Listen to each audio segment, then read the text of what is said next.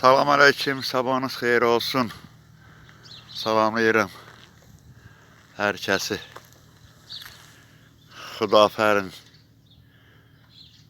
su anbarından Azərbaycan ərazisi.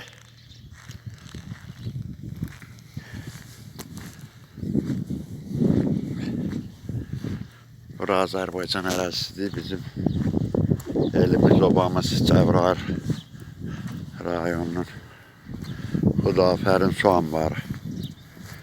Allah şəhidlərimizə rəhmət eləsin. Qazilərimizə can sağlığı versin. Allah dövlətimizi qorusun. Məkanları cənnət olsun şəhidlərimizin.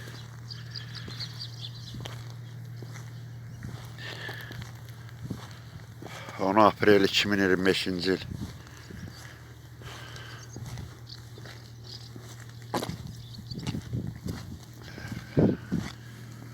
Araz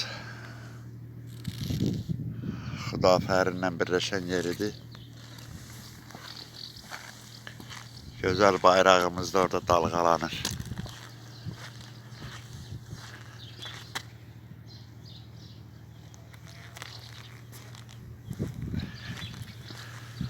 O tərəf İrandır, o biri hissə dağlar. İran ərazisidir.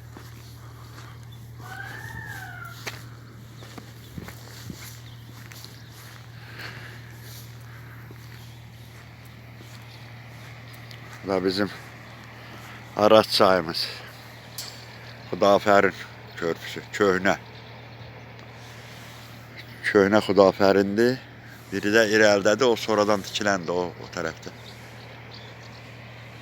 İran şirkətləri də aşağıda. Və də bizim dağlar, bizim ərazi.